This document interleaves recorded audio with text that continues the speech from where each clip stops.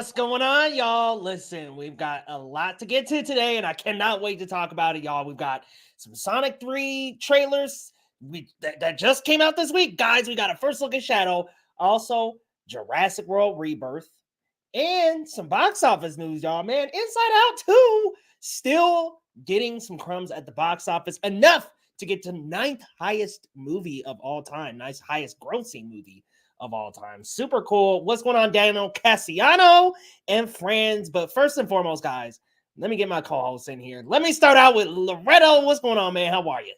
Welcome. Hello. It's a beautiful day over here in California, Northern California, I should say. It's football season, y'all. I just finished my main fantasy football draft. $100 a person, 12 people, 20. That's a $1,200 pot, y'all. Playing for the win. Is Brock Purdy a top 5 quarterback, Low? I would say he is. However, consensusly, statistically, he really needs to play over his expectation to get that. But I do think he is a top 5 quality quarterback. I think he has potential to be number 5. You know, you've got Mahomes, Lamar Jackson, a couple others ahead of him. Hurts, Allen, but he's right there. You know, last year he was leading the MVP race, and then we did have the Baltimore game, and we looked kind of bad, but you know. I think that was the game that kind of robbed him from that, to be honest. Yeah, but no, it changed public perception for sure. Mm-hmm. But y'all, let's get our other co-host in here. Ileana, what's going on? How are you? Good. It's also a beautiful day here in Puerto Rico, and I'm just, a little sunburnt. It's been a nice, relaxing beach day, and I literally just got home like an hour and a half ago. So we're here, we're alive, and ready to talk some shop. Absolutely. Y'all, we've got a cool question to start off the stream here. What is, I think Daniel's asking, what is the best movie you saw in your childhood? And I think for me, it's Princess Mononoke. That kind of opened me up to the world of anime more. It also got me more into animation as well. Not that The Lion King, my favorite movie, did not, but that exposed me to Eastern animation. What's like a movie that you guys really enjoyed as a kid, Ileana? What's one you have? Man, when I was a kid, I loved the Devil Wears Prada. I loved Pirates of the Caribbean. We've talked about Devil Wears Prada. Yes, we always pop off. It's genuinely like to the point that I had it on like a little iPod Nano, like downloaded. Oh, wow. I would say Christopher Nolan hates me. Christopher Nolan hates me. The little one, the little square one. Hold on. You were watching movies on an iPad Nano? I was watching movies on an iPod Nano like this big.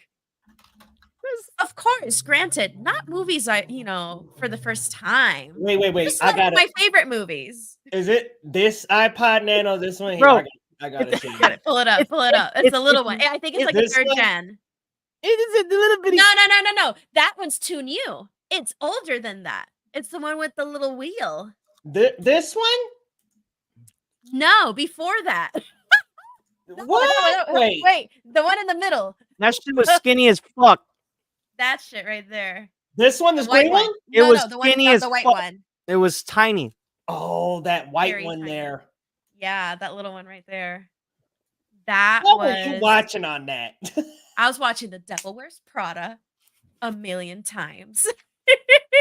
Wow. I was watching. I don't even remember what else. That was generally the movie I would see all the Tyler, don't start.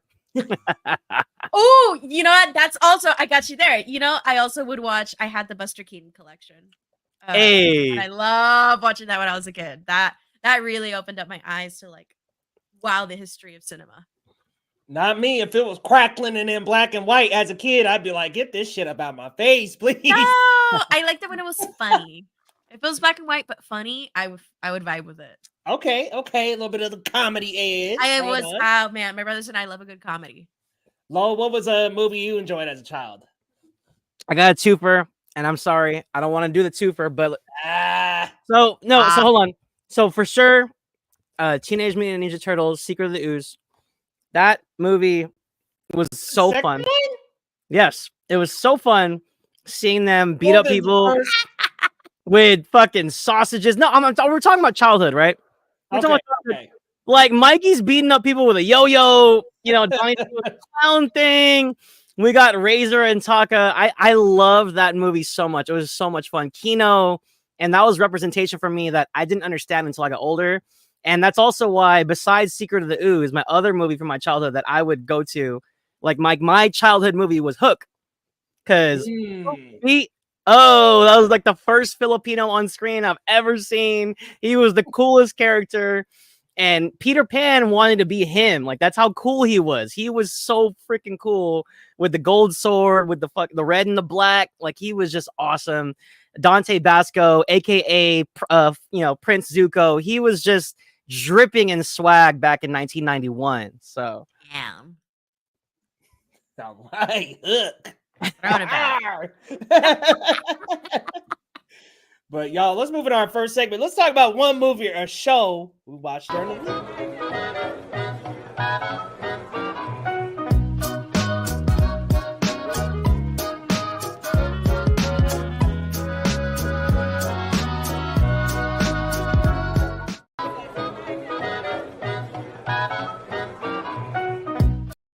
So good, I wanted to play again. But y'all, Exactly. Lo, did you get to watch Strange Darling? I did. Oh, I did. Hey. I loved it. Yeah, I'm excited. I freaking loved it. It's in my top 5 of the year 2024. Yo. JT Molnar. So look, it was one of those things where it was like a meme. It was like, it was like the Leonardo DiCaprio and Django. I was like, okay, you have my attention, and then we switched rails in like the second to third act, and I was like, now you have my attention. And Willa Fitzgerald, Kyle Gallner put on a hell of a performance from each side. Ooh. And combined with the twists and turns and the score and the way the story presented itself in a very unconventional, non-linear manner, it was just such a ride. So fun. I haven't had this much fun like with an indie, I wouldn't call it a horror film, but like a thriller film. Like, I haven't had this much fun in a while, and this is saying something. This was a really fun picture that just really engrosses you in its bonkers batshit story. And I think it's one of those films, like, if you walk in blind, it's better. Like, I'd rather you walk into this movie not knowing anything about it and just enjoying it for what it is versus like, oh, I know what this movie's about and I'm going to sit down. Like, just enjoy it. Like, just watch it. I'm excited. That sounds good, man. I'll probably do the same. Just go in, not really knowing too much. I haven't watched any trailers or really much, but I do know that the chapters are kind of non-linear. It is non-linear, yeah. Oh, non-linear, Giving not Pulp numbered Fiction. by 1 to 5, but it's like starts with chapter 3 and stuff. I heard about some of that stuff, but Interesting. I'm excited, man. Listen, I need a small indie win to come up, like Long Legs. I still haven't seen Long Legs, y'all, man. I need to watch Long Legs. Good. Let's see. There's another horror movie floating out there I still haven't seen. I'm like, man, I'm slacking on the horror. But yeah, it sounds like it could be really fun little thriller vibe. Is there who's directed that? Strange Darling? Yeah. JT Molnar. He's kind of like an up and coming guy, but he wrote and directed it. Okay. Cool. Ileana, what you got? What'd you watch this week? I continued to watch The Foundation. I'm on season 2. I'm not loving it as much as season 1. Okay. It's so strange because it is a very fun show. There's a lot going on, but I feel like when there's like 2 storylines going on, or actually 3. There's 3 different storylines going on right now, and it's just going back and forth so much between the characters, and I'm almost like, okay, I'm being jumped ping ponged around here a little bit too much, perhaps. And the Hey, Lo, you want to share some of the mashed potatoes? Put on the spot. Tap the subscribe, brother. I am so hungry. I am so sorry. I'm no, I love it. Go for it. This is a mukbang channel now. Y'all got me eating right now. I'm so hungry right now. KFC sponsor us. Brought to you by KFC. No, You're gonna look they into wish. it. God damn it. Hello. But yeah, it's Foundation is just it's fun, but it's so weird because like there are some scenes where you see the budget. You're like, Uh-oh. damn, this is like, ooh, this looks amazing. This is Wait. incredible. This is premium. But there are some scenes where it looks booty. It looks so it's like they really funnel the budget for certain scenes and certain sequences, and then the rest is like, ooh, a little rusty. But other than that, I'm having a great time with it. I'm also going to get started. I missed last week's episode of Rings of Power, so I'm gonna get back on that grind. I'm very excited, although Twitter has already told me what the episode is Oh at this man. point. Yeah. But it's I okay. hate That's that. on me. That's on me. That's so Twitter. Yeah, it is what it is. But yeah, I'm excited to see Strange Darling, but I haven't seen it because it has not released in Puerto Rico yet. So that is gonna be my movie this week at the movies. Come on, Strange Darling. Come on out in Puerto Rico. Mhm. So it looks like it was released in the United States and Canada. So yeah, it looks like it's a staggered release other places. So Yeah. It had a I very mean, limited honestly, release. we're lucky to get it. Because a lot of these Yeah. movies don't You know even what's- like arrive. What's fun about it, especially as like a film fan, JT Molnar, the director himself, he actually like he responded to me. He's liking and retweeting everybody. Kyle Oh Gallner's yeah. they're both actively really promoting the film on Twitter. Like they are really pushing this themselves because Mhm. they're trying to get it to see more screens, but they can't do it without word of mouth. So they are just like the director and Kyle Gallner are going off. They are just all over Twitter, like That's posting all kinds of stuff. I think Fede Alvarez and Kevin Bacon talked Yes. about Strange Darling, They and have they both retweeted it like, "Oh my god, this is crazy!" So like they're really just ultimate influencers that I can accept. Yeah. That I can get down with. Kevin Bacon yes. and Fede Alvarez being like, "Yeah, this movie's amazing." Yeah, I'm all ears. shot on 35mm as well. This Ooh, sounds pretty good, man. I definitely Oh. gonna- excited. Fun fact: the cinematographer on Strange Darling was Giovanni Ribisi, the actor. Oh, really? Yeah, Giovanni. crew. Yeah, like he's doing the cinematography. So That is super cool. Okay, that's awesome. I'm excited. Yeah. I'm excited to talk about it next Sunday. Looking forward to that one. This week, y'all, I've been watching Only Murders in the Building, watched the first 7 episodes of the new season, and then Terminator Zero. Man, oh man, if you're a Terminator fan, I think you gotta check this out, like just to kind of round out your lore of the Terminator, because it takes the lore into brand new places we have not really gone before. There's so much more gore at stake this time. There's so much more philosophical questioning of life, of human existence, and coexistence with the cyborgs and androids of this world. It really dives deep into the time travel aspect of this, and not only that, but also asking questions like deep questions. I don't want to spoil, because I think anybody who's a big Terminator fan, you gotta watch this. But it's gruesome, it's bloody, it's very gory, over the top. So if you're an anime fan, over the top type anime, that Sonic style anime where it's just like there's lots of gore. Think Ghost of the Shell, Vinland Saga recently, like these more gory, bigger anime. This is great. I mean, it's action packed, but not only that, it has callbacks to the original the Terminator and Terminator 2. I won't say much, but there is a scene in the police station, which obviously is a callback to the first Terminator. There's callbacks to Terminator 2.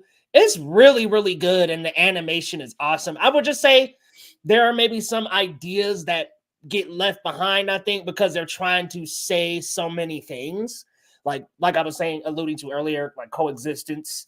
There's like themes of prejudice, especially towards some of the machines, where it's like, okay, you've got some machines that are actually inherently very good, and then you've got this ominous AI figure that is built by the main character to combat Skynet. And there's kind of this question of, is this character morally right or wrong? And it just really, really gets headier and deeper into the Terminator franchise. And it also takes time travel and really explains it in a Terminator style way. Like, I don't think we ever sat down in any of the movies and mapped out how this specifically works that much. Like, we've seen the future in Terminator Salvation. We've seen various travel back in time. We've seen various T2 copies. I mean, Genesis is a T2 copy. Terminator 3 might as well be another T2. Like, there's Dark Fate, another T2. This feels refreshing. It feels new. And we don't focus on the commerce at all. It's completely new, completely different character set. And I think more shows and movies should do like this in A Quiet Place. Take that lore and run with it. Star Wars needs this type of stuff right now. They need to use that lore and go to a different corner of the galaxy. I need to see some stuff away from the Skywalker saga. I gotta see some exploration, some space. But that's a conversation for another day. Terminator Zero, so good. Absolutely cannot recommend it more.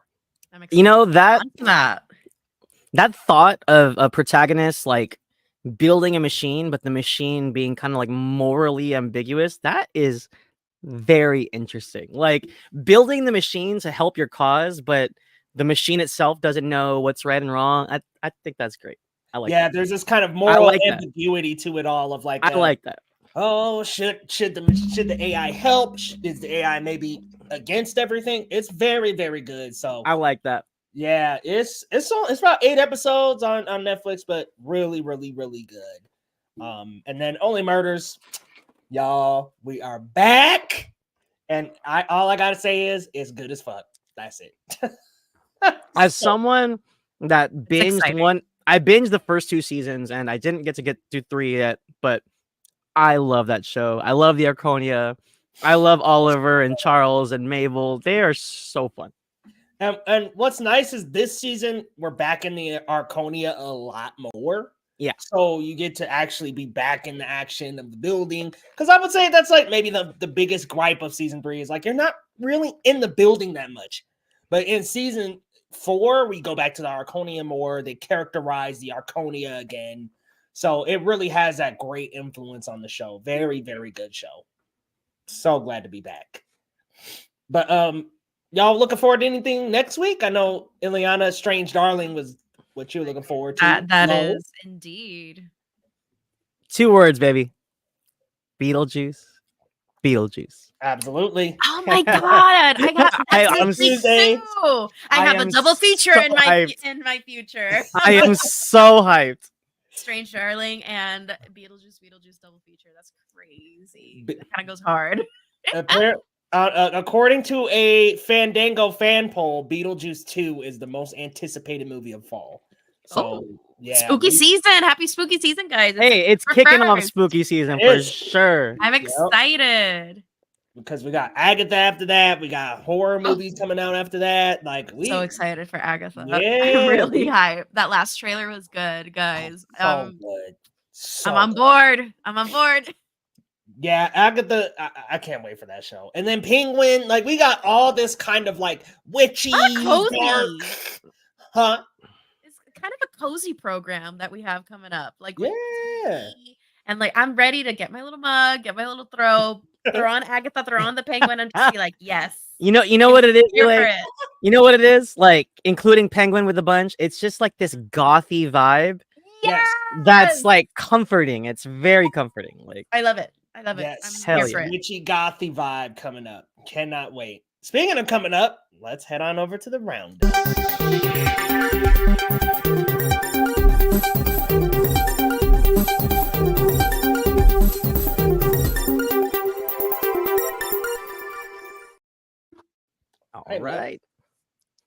All right, y'all. If you're new to the program, we always kick off the roundup with a check of the box office pulse. Deadpool and Wolverine is back on top with a $15.2 million haul. It looks like the kids and the families are back at school, back at work. Our numbers have dropped a little, but you still love to see it. Alien Romulus drops to 2 with 9.3 mil. It ends with us. An amazing run for all of the book lovers of that. What's the author's name, Elaine? Colleen Hoover. Colleen Hoover Hive. Colleen Hoover Hive showed out because it ends with us made like I don't know the numbers off the top of my head. I know it's close to over 100 mil. It's crazy. Load of money. It's crazy. They're in the number 3 spot. Reagan debuted at number 4, and Twisters is hanging on at number 5. And to be fair, I think a lot of the Twisters numbers is coming from 40X, and I kind of love that. Like it's the ride of the summer, and I kind of love that. It's kind of like Top Gun last year, or the year prior. But yeah, Deadpool and Wolverine is still hanging on. 15 mil is not too shabby, and it's what, 5th week, Leo, or 6th? Jesus. 6th week. Yeah, 6th week. Number 1 in the box office. That's crazy. And it already went over $1 billion. So I think people are just rewatching it. People are discovering it, and people are having a good time. Eli, any surprises from the box office besides what we just mentioned? Damn, it's just every week. Deadpool and Wolverine do not let us sleep. They will not let us go. I mean, great for them. But wow, it is at this point still just genuinely impressive that they're still hanging on because, like you said, we're back in school. Well, no, I'm not, thank God. But a lot of people are back in school. Things are kind of winding down. We're getting back, shifting into spooky season. But people really, I think, because it took social media like so by storm, people are just, it's the comfort movie at the movie theater right now. I think that's what it's become. I think that's a very good point. I think people are enjoying it so much that they're going again because it's enjoyable. It's fun, and to Leo's point, like, because Leo enjoyed it more than like any of us, and I think that's just what it is. It's so much fun. It's just for sure. I think it's definitely the comfort movie of the year for sure. Leo, any surprises here? Tyler talking about Reagan. I'm like, man, I didn't even know Reagan came out. Like, that's actually a little surprising that we didn't know that. I don't know about y'all, but I had no idea about that coming out. Like, I was like, it came out. Like, no clue. Kind of, like, crazy. Like, I couldn't even spell his name right. No! I'm like looking at it. I'm like, I spelled his name wrong, bro. Like, no clue. No clue. Yeah, like that's a weird one. I'm like, it seems like that would be something where they're trying to push that a lot, push that performance. But yeah, whatever. I guess not. But, let me double check. That's Dennis Quaid, right? Yeah. Oh my God. Like. So this came out in Puerto Rico this week, but not Strange Darling. I hate this. Dang, man. Yeah, Deadpool Wolverine. Like you guys said, that is the comfort film right now. It's weird. Nothing's like coming. Like nothing big came out right now, which is kind of weird. I'm like, well, I guess the back to school stuff happening. Yeah. I think it's the season. The last big release was Alien Romulus. Now we got Beetlejuice. Can we fact check this? Because that's crazy. Scott Stapp from Creed. Can you take me higher? Yeah, that's gonna be a no for me for that movie. No, thank you. That's crazy. That's crazy. But no, thank you. Eli's like, no. I'm clocking out. They can keep that. They can trickle down with it however they want. Eli's like, I want no part of this. I don't want that heat. I don't want any. I don't want none of that. But what's interesting here is we've got another animated movie riding very high. I mean, last year we had Mario Brothers at number 2. This year we've got Inside Out 2 at number 1. I don't think anything's gonna beat it, to be honest with you. I mean, Deadpool and Wolverine, it'll fizzle out here soon. But that being at number 9 of all time, like that is the 9th highest grossing film of all time now. That's insane. Inside Out 2 grossed more than The Lion King 2019. That is crazy, man. That is wild. Like that is wild to me. And like I didn't know people cared that much about Inside Out. I didn't either. I didn't either, Lo. And I'm still trying to. My little characters inside are still struggling to understand, but we're here. Because it's good, y'all. Shoot, it's my favorite movie of the year. Nice. No, I'm glad. I'm glad you like it that much. It has to do with the fact that this is like this generation's Toy Story. I think these kids, the people like 10 to 15 right now. Yeah. 9 to 15. They love it. Like they're Yeah. eating For it up sure. to the point where they're asking their parents to go multiple times, more and more and more. Oh, of So, course. No, and I absolutely. And those parents are like, wait till Disney Plus. You know, They're honestly, like I think $5 Tuesdays. That's the last one you get. Yes. I think there's a lot of rewatchability here for sure. Yeah, Like kids yeah, are like, man. I want to see it again, and parents are probably like, okay, like.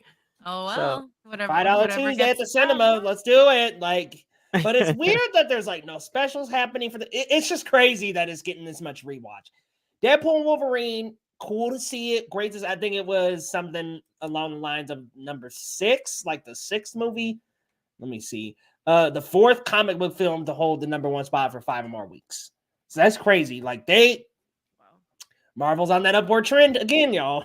So can I say something? Because I felt like, especially the first 2 weeks, I had this like negative lens where I was like, whatever. I don't want to jump on the bandwagon because everybody likes it. But like in hindsight, I saw it like another time, and it's such a comic booky movie, but in like the best way. Like I'm just picturing like panels, like comic book hand-drawn panels of like Gambit standing next to Wolverine, standing next to Blade, standing next to Deadpool, and I can see the panel, and it's beautiful to see that in live action, and like Johnny Storm getting like obliterated by Cassandra Nova. Like it's such a comic booky picture. Yeah. Mm-hmm. In the best way possible. It's just really fun in that sense. And I think that entertaining. Yeah, it's just kind of being overshadowed with all the people keep saying, oh, it's like dependent on nostalgia. It's like not really. It's just a freaking good comic book story. It's like, I don't know. It's I feel dependent like, on the adaptation. It's dependent on the more accurate representation of the source material. I think that's what really is at the heart of why it's so appealing. Really, Yeah. like, it's just really entertaining, and again, cozy. Like, it's like looking at a live action comic book panel. Man, it's been a while. like seeing Elektra, next to X-23. Next to like Gambit, I can't. I smile. I just smile, and I'm like, this is awesome. Like, it's so cool. It's so cool. So yeah. But yeah, guys, that is our box office.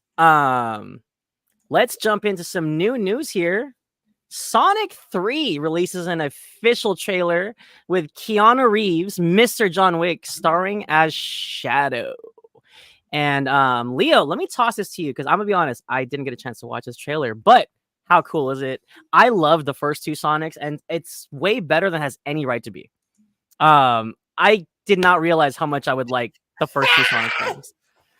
Oh man, yo, I'm so hyped. Like, listen, if you grew up with the Sonic Adventure and Sonic Adventure 2 games, you are going to be hyped for this one. Shadow is a great character. And to bring him to live action with Jeff Fowler, someone who worked on the Shadow the Hedgehog game, is such a great idea. Like, I mean, you give us this like dark Sonic who's established in the lore already. So the fandom already understands his character, loves the character a lot. But I think what it's going to do for the Sonic movies is it's going to raise those stakes even one more step higher, because it's like every movie we were talking before on stream. It's like every movie in this franchise gets better. It's like the first movie, you kind of have like Sonic get established and all that. The second one is like, okay, Tails and Knuckles come into the story. This one, Shadow's coming into the story. You can expand upon this lore so much every single movie. And this is like one of the biggest ways to do it for Sonic. The second game is probably the best story in the Sonic franchise, period. The one that includes Shadow. So this is going to take a lot of influences from that game, and it's just going to be so much fun, guys. I mean, Shadow's already a threat. He mopped the floor with Sonic and Tails and Knuckles in the trailer. So to the point where they had to ask Eggman for help. So I think this is going to be one of those movies that is going to be a fan pleaser, a crowd pleaser. But my biggest concern with Sonic 3 is still coming out alongside Mufasa. And I'm like, y'all are just asking for trouble with that release. You're asking for trouble. Because, I mean, Sonic is such a niche property. The general public's going to go see Mufasa. Like, I mean, they're gonna see the Lion King. Crazy. Yeah, like, I mean, Sonic's awesome. Don't get me wrong, and kids are probably gonna enjoy the hell out of Sonic 3. The problem is Mufasa's a much bigger IP, Yeah. especially for movies. And it's not good to split that audience. Like if you make the families choose, someone's gonna lose. Exactly. So while the trailer looks awesome, Shadow looks great. Keanu Reeves as Shadow, perfect choice. It's just I can't foresee that box office doing like phenomenal numbers alongside Mufasa. No, I agree. I didn't realize they're releasing at the same time. That's actually kind of unfortunate. I'm actually rooting for Sonic. Like I am totally Team Sonic on this. Oh yeah. I mean, it's a real movie. Not a freaking Mufasa's an original. Let's it's see. a new. Let's see. No, I mean, no, Leo has a point, but it's a prequel, you know. and the thing Mufasa has going for it, it's the first Lion King sequel to be released in a large theater format. Yeah. The other ones have been straight to DVD. And all jokes aside, I'm really not trying to dump on Barry Jenkins, who's a great director by all rights. And fantastic. He's a really good director, and like I want to trust him. It's just I just did not like 2019 Lion King, and this is coming from someone who loved Jungle Book, so I just felt like Favreau kind of just missed the mark on that, and I'm not sure how you make that better, but you know, I'm willing to I'm probably gonna watch it, and I'll probably just see what Barry Jenkins and crew has to offer. So step one is actually giving them facial expressions, and they've done that. So I'm like, all right, well, there's a little bit more there to work with. Yeah, but Sonic, to round out my thoughts, y'all, I apologize, I'm rambling. But Sonic Shadow's a great character. I mean, he's a complete opposite of Sonic in almost every way, but at the same time, they have relatable qualities too. But Shadow's that edgy, dark, like we said, we in Goth season. Shadow's like perfect representation of that. Tyler says Shadow's ready to kick Mufasa off the cliff, y'all. Yeah, that's why my jaw dropped earlier. I just literally went. Eli, were you a Sonic fan? Did you have a Sega Genesis or like a Sega Dreamcast? I didn't. I unfortunately was exclusively a Nintendo kid growing up. Wow. But when Sonic released some games for the Wii, I would play the Shadow Sonic in those videos. I don't remember what those games were called, but I know that they were Sonic Adventure and Sonic Adventure 2. So you were familiar. You're familiar, Eli. I'm familiar with the Wii then. The Wii version of the games. And that was really fun. So this honestly, I was watching this trailer before we went live and I was telling Leo, like, shit, this looks legit. This is like this is so elaborate and fun and epic. I was like, well, okay, let's go off Sonic. Let's go. Hey, Eli, I got Mario. you back. Hello. We are Team Mario in this building. Yes, so. Absolutely. Team Nintendo. Team Zelda. How's yes. that? Okay. Yes. Well, Zelda, different story, but I'm like, nah, I think I got to be Sonic over Mario. Sonic over Mario? Oh, shit. I'm a Mario girl through and through. Unfortunately, like legit to the point that like my fiance and I have gone to Super Nintendo World in California. Like that's I love Nintendo. Every time I go to New York, I'm going to the Nintendo store. Nice. I love it. So on a scale of 1 to 10, how hyped are you for this? I'm a solid 6. I'm a solid 6, 7. Like I'm excited for it, but I'm probably not going to see it opening weekend. Like I'm probably gonna let it like, you know, let it trickle out. You're tentatively excited. Yeah, I'm tentatively excited. Yeah. But I'm not a Sonic fan. That's just it. It looks fine. It looks really fun. I know that my fiance will absolutely be super excited to see it. Yeah. I'm probably gonna see it because of him. So Leo, are you at a 10 in terms of excitement? Oh yeah, I'm at a 100. For sure.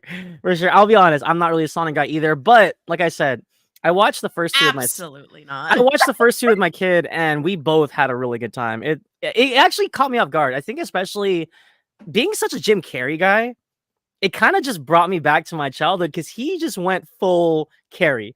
Yeah, he was just totally being himself and it was awesome. Like it didn't really feel like Robotnik, but it's fine because it's freaking Jim Carrey. He's a legend. So that was kind of fun. We'll see. And I kind of like that in the trailer. It looked like he went like Fat Thor.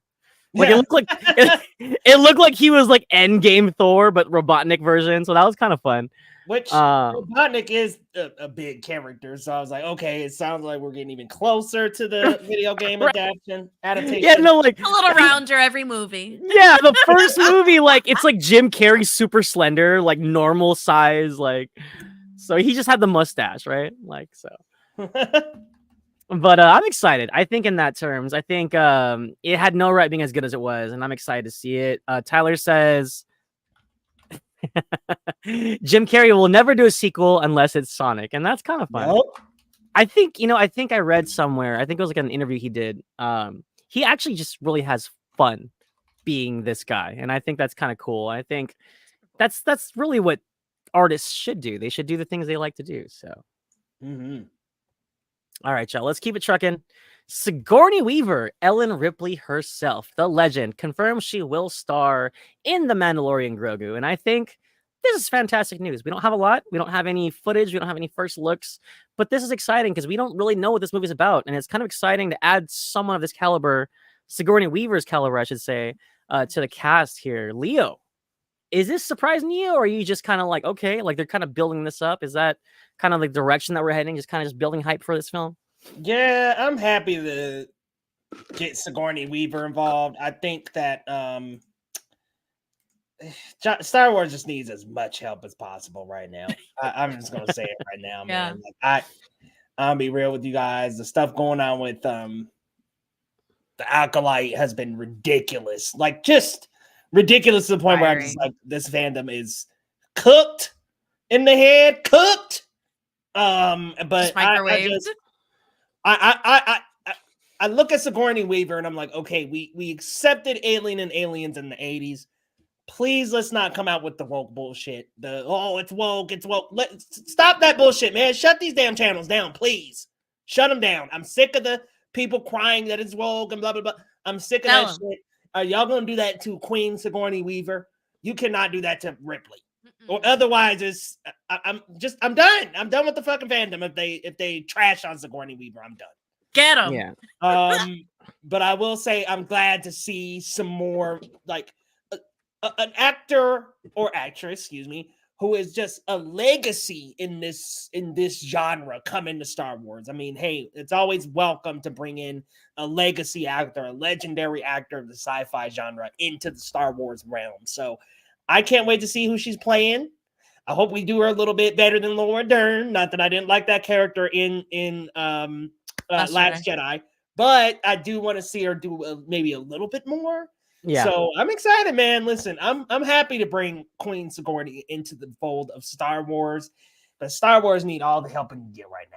I really hope if she's not like a bounty hunter, I hope they surprise us and she's like a fucking like Mandalorian, like with some kind of like prestige behind her, like one of the original clans. I see her in the suit, bro. I really do. I can see Ripley with the suit, with some guns. Like, oh, that would be so freaking cool. That would be so cool. Eli, it sounds like you're on board. I super am. I think I'm really on the same boat as Leo. I think Star Wars needs all the help it can get. And it's so exciting to see an icon living of the sci-fi fantasy genre come into like Star Wars. So I'm really excited. Again, I like you guys. I hope that she has like a significant role. And I think it would just bring something cool to also riff off of and balance with Pedro Pascal's performance. I think that would be really fun. Oh, yeah. Yeah. And you know what? She ate those 5 seconds. She ate them up. Time out. I've never seen The Defenders, y'all. What are we talking about? Oh, yeah. She was playing the lead villain, Alexandra. And then something happens to the villain. I guess I won't spoil. Something happens she to like the villain. the hand or something? something? To the side. Huh? Okay. She's like supposed to be the hand. Like I had no idea. I'm like, she's what? Amazing in the show. Oh yeah. Okay. Oh, yeah. Like no, I mean, it's good. Cottonmouth. Think Mahershala Ali Cottonmouth level. She's great. Like I'm like, dude, They have these, and that's the problem with that Netflix universe. They have these villains that are like phenomenal, and then they just be So wiping good. them out. You're like, dude, why did you wipe out that? Thanos snap him. Yes. Stop. No. If she's not the villain, I'm down. I'm down. Like she needs to protect Grogu at all costs. So down. Oh So Lord.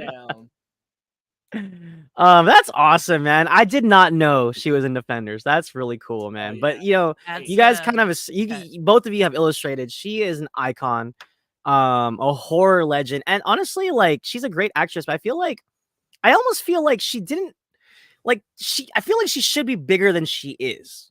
Like she has films here and there, but besides Aliens, it's like she never got past that. I don't know. It's just interesting. Like, you know, she had Ghostbusters. I was Ghostbusters gonna is say big. Ghostbusters, my man. Now, hold Yeah, on she did Ghostbusters, but I'm just thinking like in between though, she didn't have a lot of like iconic fare minus what she's known for, but she did great Avatar. and all that. Oh, Avatar's amazing. I mean, like that's like that's decades after the fact. I feel like James Cameron kind of knew what he was doing when he put her in Avatar. But thank you, Tyler. Yes, and Yep. also hold on. To clarify Her too, voice. if you guys have ever ridden the ride in Animal Kingdom at Walt Disney World, she is forever enshrined in the Avatar world. So Wait, which ride? The boat one or the flight? flight of passage. I haven't Yeah. been on the flight of passage. Yeah, so she's Always 2 definite- hours long. I was gonna say everybody wants to ride Flight of Passage, but Damn. it's an experience for sure. But yeah, this is great news, and like you guys said, kind of echoing your statements, I think it's really cool to get some star power in the Star Wars universe. It's really cool to get positive things versus all the negative vitriol that we see. So, moving right along. Another franchise, another iconic franchise. We get our first look at Jurassic World Rebirth, guys. Look at this. We have Scarlett Johansson. We got Mahershala Ali, and I believe is that Jonathan Rhys Meyers? Jonathan Bailey. Bailey. Fuck. Just kidding. He is, Um, that is my Mr. Bridgerton. okay, look, you know what? I don't watch Bridgerton. Eli, let me drop this to you. Okay, look, this is a Gareth Edwards directed film. This is supposedly like a whole new venture. It's kind of departing itself from the Chris Pratt part of the franchise. How excited are you for this? And are you going to see it opening weekend? That one. I'll be seeing it opening weekend. Just I'm seeing this opening weekend, and I am a sucker for the dinosaurs. I really am. I love Jonathan Bailey. I love Mahershala Ali. Scarlett Johansson's in it as well, so that's cool. But I don't know. I am still, after the last one, after Dominion, I'm still scarred. So yeah, no, for sure, it is insane. But are we surprised, Tyler? What, I mean, are what we is Blade? surprised? What is Blade? What is Blade? Who is Blade? ¿Qué se come eso? But yeah, I'm excited. I think something away from that storyline, again, like that Chris Pratt universe part of Jurassic Park. We don't need that. I don't think we need that. I think that story has already concluded, folded. We were done. That And ship has sailed. that ship has sailed a long time ago. So if they're kind of going, I read, I believe this was a Variety article. I read that apparently the dinosaurs are dying out again, and they're like on the hunt for their quest is getting DNA to like preserve them again. So I don't know. It feels very full circle. It feels going back to basics. But if we could really get this back to what it was, which is at its core a creature feature, I'm in. I am in. Give it back to me. I want it. So yeah, I'm excited for this one. I don't like the sound of that premise, but I know. But look, I will say this: I really like Gareth Edwards. He obviously, guys, if you don't know this, he directed Rogue One. He did the first 2014 incarnation of Godzilla. He also did The Creator most recently. I think Gareth Edwards is a really strong filmmaker, and I trust his vision despite this premise. But yeah, I'm also probably like paraphrasing the hell out of it, but it's essentially apparently that Yeah, but I'm sure it's more elaborate than that. it sounds like they're trying to salvage the dino DNA, which for whatever reason I don't think that's a good idea. But They could have good ideas here. I mean, like if people haven't been eaten by enough dinosaurs at this point, I mean, why save them? But Leo, I think it's just people. how excited were you to see this? Because I was like, holy crap, we have footage from this film. I was surprised. How surprised were you? I'm not really surprised, and I'm sorry to be a Debbie Downer, but all I can do is just really hope it's fun. Like, at this point, I'm like, you are not excited. Nah, man. I'm looking at this picture. I'm like, they about to kill Mahershala, ain't they? He out here like holding the flare before he's killed. I'm like, I don't know, man. Guys, have you guys seen Congo? Have you guys seen Congo? Congo, yeah. Man, he's giving me like Delroy Lindo energy, like stop eating my sesame cake energy. But Delroy Lindo was in the movie for like 2 minutes. Like, yeah, I'm just like, I don't know, man. The premise sounds kind of whack. Not gonna front. I just want good. I feel like after the first Jurassic Park, this whole franchise, I've just been like, whatever. Like when a new movie in the Jurassic franchise comes out, I pray to the movie gods that it'll just be fun. Like I'm just like, just make it fun, please, just make it fun, because most of them have not been. Jurassic Park, great. Jurassic World, a lot of fun. The rest, I could do without. 100. Damn, not even Lost World. I would say I think I have a soft spot for Lost World, but I enjoy that one a lot. But 3 and everything else, it kind of has its issues. But. Goofy, no dream sequence in 3 when he was dreaming of that raptor. I'm like, dude, Alan. Stupid. No, okay. Alan? What really killed me was the parents shouting their son's name. Like, I was just like, can y'all shut the fuck up? Like, insane. I can't even remember the kid's name. They just kept shouting his name, and I was just like, bro, like, yo. Anyways, this will get me back in right here for the Jurassic. Oh my god, that'll get me back in because, like you, Ileana, that is my franchise where I'm just like, hey, guilty pleasure. The Fast movies, fair enough. Thoroughly enjoy. 9 is the only one in the franchise. Well, 9, 4. Bro, I already know it's gonna be some shit like Ludacris or Tyrese got eaten by a dinosaur, and then Toretto's like for my family, and he just rides up on the goddamn T-Rex and shit. Yeah, man, snatches him out of the dinosaur's throat. Like, dude, good lord, you can see it, man. Like, I don't want it. I'd be so hyped, man. So hyped. I don't know. Maybe I'm just over it. Look, I'm gonna be honest. Like, Fast X was not it for me. Fast 9 was not it for me. Man, I'm over it. The only thing that saved me those 2 films was Cena, and they, spoiler alert, they didn't go on with that character. But what a way to put it! What a way to put it! Listen, if you don't see the body, I don't know if that character's dead. Man, if he survived that, I still quit. like, come on now. Everybody in the Fast franchise, except unfortunately Paul Walker, everybody in the Fast franchise comes back. Whatever. Yeah, and I think what's her name? Yeah, Gal Gadot came back. Goodness gracious. Whatever.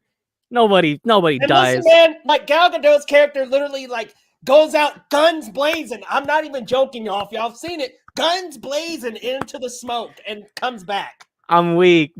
I don't have friends. I have dinosaurs. I have dinos.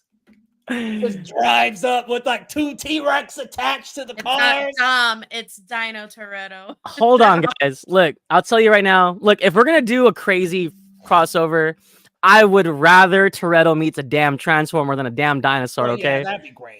And that makes sense narratively. Exactly. Like, it could just be on Optimus's shoulder and jump in the air. Optimus turns into god into the Optimus trunk attachment, and he just lands down in Optimus. Dude, I'm here for this shit. That's what I'm saying. That makes more sense to me than a damn dinosaur. But you know what? Whatever. Paramount, Michael Bay, make it happen, y'all. Hey, Transformers is crossing over with G.I. Joe. Make it That's what I happen. heard. Oh That's my what I heard. God. We are in the sandbox now, boys. Oh my yeah. lord. But let's kind of switch rails here to a different take, a different genre here. If you guys don't know this, Friday the 13th has been in a state of like development hell and rights. Like there's been a lot of issues. Like Paramount has had the rights for decades, but it's like they're kind of at the end of their rope. They're not making any new films, and for a long time it was like, we need a new Friday the 13th movie, but it just hasn't happened. But apparently A24 has worked out a deal, and there is a series that's confirmed to be moving forward, and I think that's pretty cool. I'm also kind of curious, like, are we like diving into the lore here? Are we going to see Mrs. Voorhees? Are we going to see young Jason? I'm very curious on the direction this is, but as an A24 fan, I'm very excited. I think A24 always puts out a good product. Numerous awesome films, obviously. Everything Ever All at Once, kind of culminating with the Best Picture, was like the biggest thing A24 has ever done. But I mean, that goes without saying. I think they can make a good product. So I'm curious on the direction of this series. Leo, do you have any more information on what exactly we're going to see? No, but I will say I'm glad A24 got this franchise, because when they were saying they want to move into more blockbuster pictures, I was a little worried. I'm like, oh shit, are they gonna do their own superhero movies and stuff? But this seems right up their alley, I think, and they did Beef, so we have evidence that they can do a really great show. So I think taking this horror IP that is so Isn't Euphoria also A24? Is it? I don't think Euphoria. Am I going crazy? I was gonna say I don't think so, but somebody fact check that. Yeah. But I will say I think this can be a cool way to just refresh this franchise and take it in a new direction. They can do what they want. If they want it to be more focused on Mrs. Voorhees, if they want to just make an original Jason type series, dude, I'm so excited for A24's like foray into blockbuster horror. Like, yeah, I can't absolutely. wait, man. And I think that's their wheelhouse. Yeah, and I think what's fun, like, I'll be honest, like, for Euphoria, A24. That's why they have Euphoria stuff in the A24 shop. Oh, yeah, buddy. Shit. Yeah. It was like one of their first like big TV series. I never watched Euphoria, y'all, so I'm Neither sorry. did I. But kind of like coming back here, I'm Team Freddy, y'all. Man, I don't even got my sign up. Oh my god. I'm Team Freddy, but whatchamacallit? I think what's interesting about Jason is there, like Leo was saying, there's a lot of mythology here. There's a lot of directions we could take this in, especially if we do like a young Jason or a pre-Friday the 13th film, Mrs. Voorhees, like kind of dealing with her grief because she's grieving her son and she wants to take out her revenge on these kids. So I think there's a lot of lore they could play with here. And even, like I said, even though I'm Team Freddy, I would love to see a good adaptation of this story. Eli, how are you with the Friday the 13th franchise? Do you think this has potential?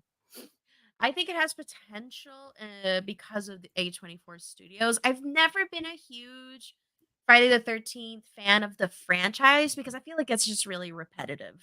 Like the few films that I've seen, I just feel like it's nothing to me in particular has really brought something fresh to the table that really kind of convinces me to watch something new other than I see I see it. I totally see it. I'm not a Friday the 13th girly, but you know what? A24 could come up with something. Who knows? Let them cook. Let them cook. But I do agree with Leo in the sense that it is cool to see that their A24 is going mainstream, but at the same time keeping their niches. They're keeping things genre related, and I think that's something that really still sticks within their brand. So yeah, sounds cool. Hell, so news on that. Well, essentially they got another showrunner, so it's still going on. But yeah, I did not know they were producing this for Peacock. Never mind. Tomato. No. Never mind. I'm a little worried, but Peacock's got a couple of Bel Air is pretty good. I heard the Twisted Metal show was really good, so maybe. I mean, that Ryan Johnson show is really good. a gambler, something like that. Poker face. Yeah, Poker guys, face. guys, you know how hard y'all are reaching right Yeah. now? Like, you guys are trying really Poker hard. face that started off Poker really face. good. Poker face Okay. is because of Ryan Johnson. Wait a minute. I heard really good things about that. Is it not good? It is No, very good. it's good. I just haven't finished it. No, I've been meaning to watch that one, but I feel like most Peacock shows are easily overlooked. But no, you know what? I think with the right showrunner and the right direction, I think this could be cool. And I trust A24. So we'll see. We won't know until the product comes out. So For sure. all right, y'all. And let's finish up with my man from the Bayou, Mr. I'm gonna make a name for myself here. Gambit is confirmed to be alive in a very discreet post-credit scene in Deadpool and Wolverine. I'm so sorry for anybody that hasn't seen it yet. Guys, please go see it if you haven't seen it yet. But Channing Tatum plays Gambit finally after years in development hell, guys. Years in development hell. And he really got to shine in Deadpool and Wolverine. Ile, how did you feel about Gambit's performance, and would you like to see him return in the MCU? I love Gambit.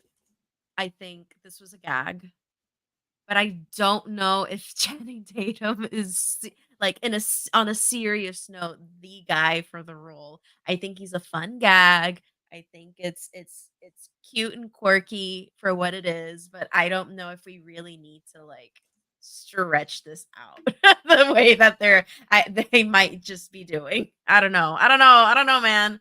I think he's funny, but I don't know if he has that solid of a future perhaps in the MCU. But that's just me. Call me a hater, but I'm just feeling realistic about this.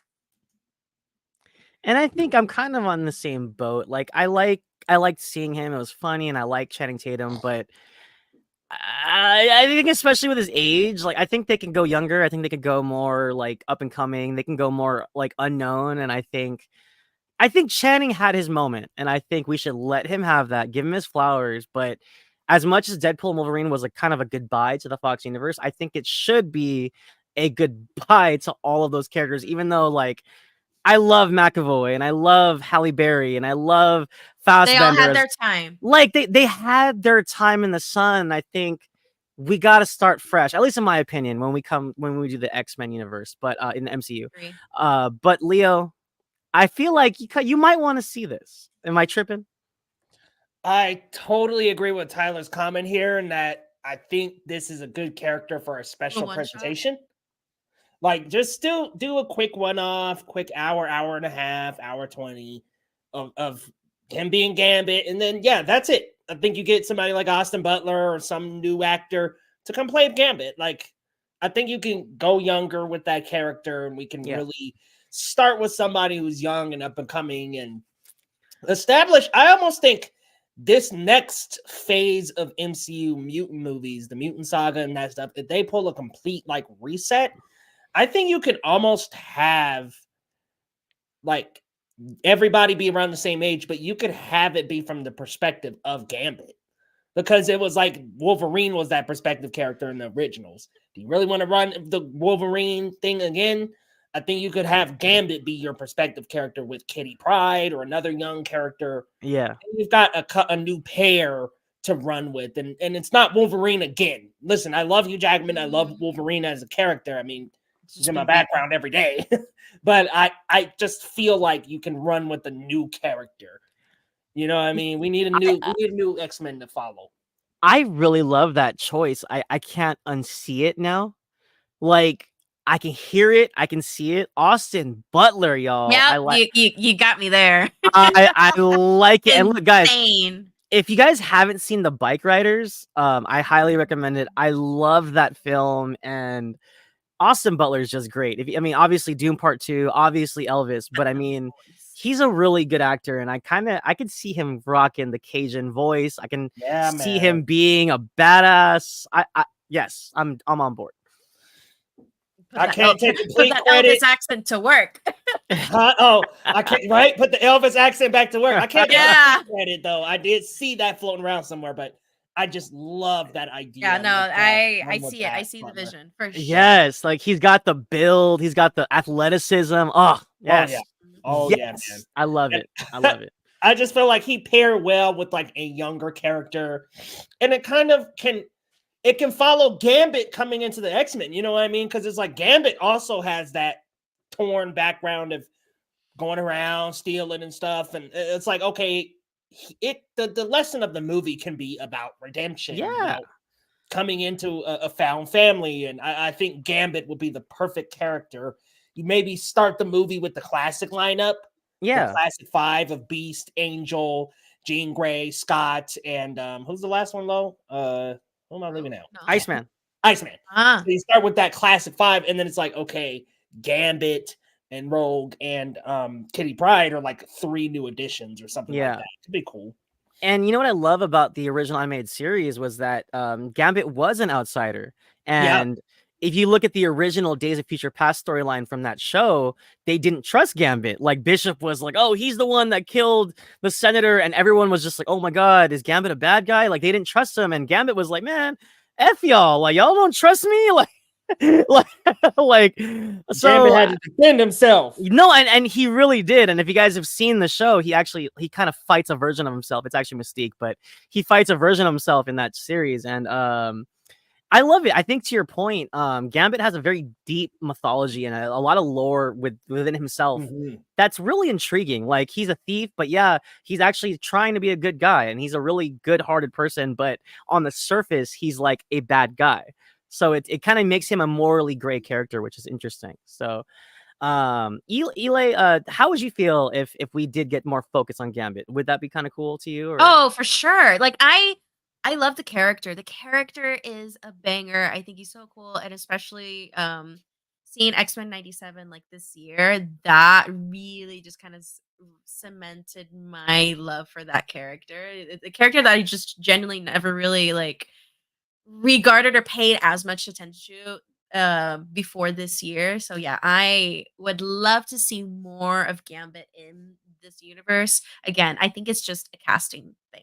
I think we can just get a really, really good targeted casting, and we can make it great. We got something great here. You know, Butler's Gambit, Kiki Palmer as Rogue. Yes. Oh yeah.